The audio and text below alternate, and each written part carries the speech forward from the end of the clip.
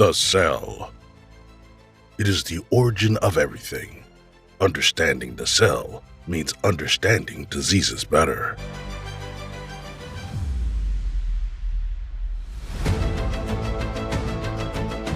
A cell is capable of creating a whole organism through cell division, whether for water, where cells become gills, fins, and ampullae of Lorenzini,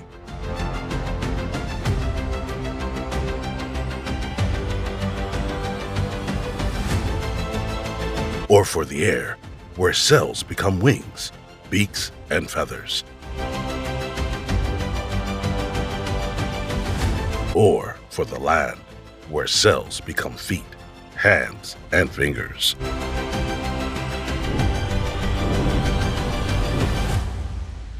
So let's dive into the universe of the cell and take a brief look at the structure of a simple cell.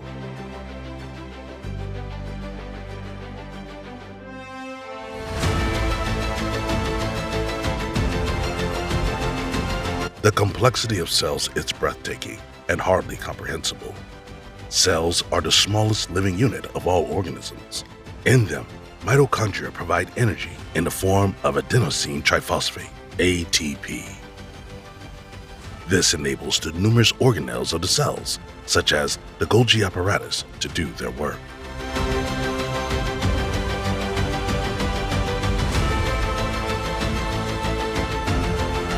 Around the cell nucleus, we can see the endoplasmic reticulum, and in the nucleus, we find the chromosomes.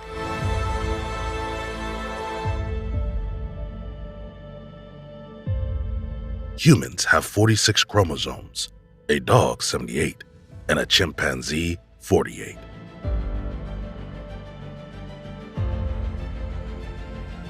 A chromosome is a continuous strain consisting of DNA and histones. Histones act as spools around which DNA winds to create structural units called nucleosomes.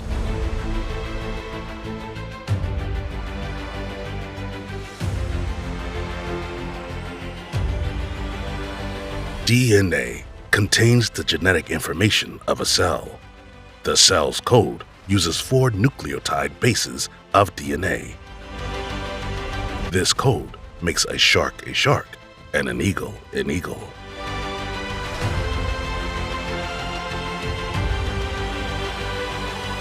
In the human uterus of the mother, a new human being is created from a single cell, according to a very specific blueprint stored in the DNA. The DNA determines when, how, and where the cell divides. Liver cells, heart cells, muscle cells. All cells are given very specific tasks in this network. What one cell can't do, another cell can. And when the new organism is ready to be born, a myriad of cells bring the baby into our world.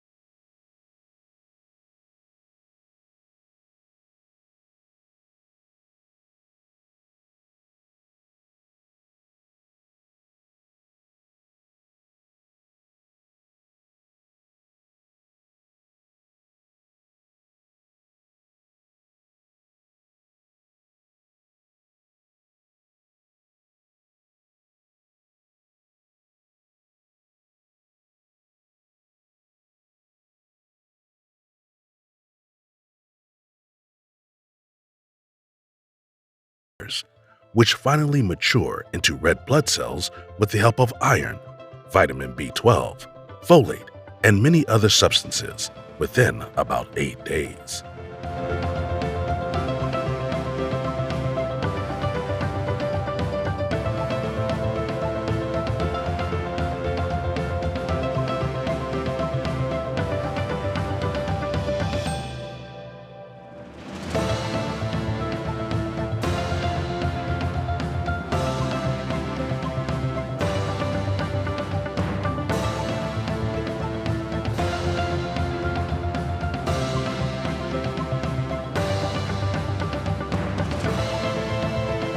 Red blood cells consist to a large extent of hemoglobin. The heme in hemoglobin has an iron ion as its central atom. This iron ion can take up an oxygen molecule and release it when needed. If the iron in our food is missing, microcytic anemia can occur. This means that only a small amount of oxygen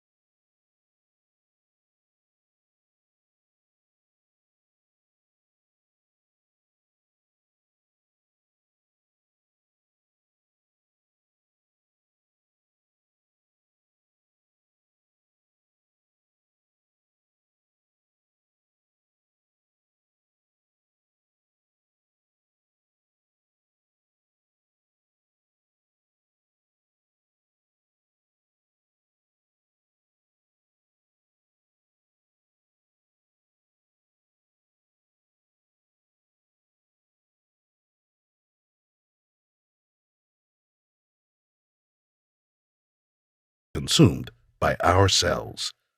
If nutrients are not further supplied, a problem arises, which we call disease in our culture.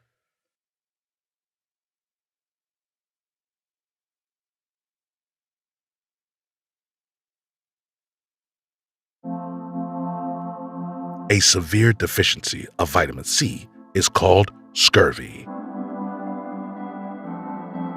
An extreme deficiency of iron is what doctors call anemia. A deficiency of magnesium is called hypomagnesemia. Not only dandelion, but also many other plants contain a lot of vitamin C, iron, and magnesium. For this reason, green smoothies are very popular today, as they provide our cells with many important nutrients. Folate, especially important for pregnant women, is also contained in green leaves, hence the name folate, from folium, leaf. Folic acid is the artificially produced form.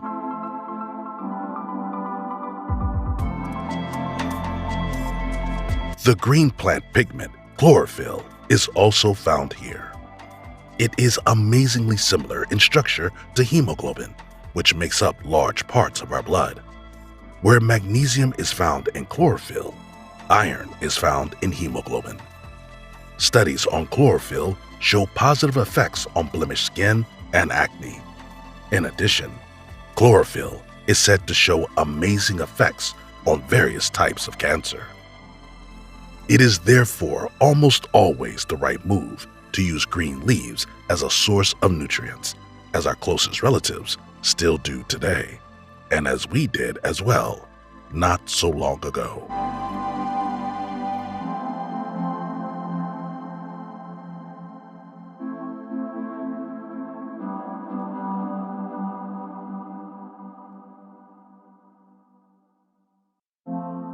However, caution is advised. Drugs like blood thinners can cause potentially dangerous food-drug interactions due to the high vitamin K content in leafy greens. And there are also some plants that can be life-threatening if consumed.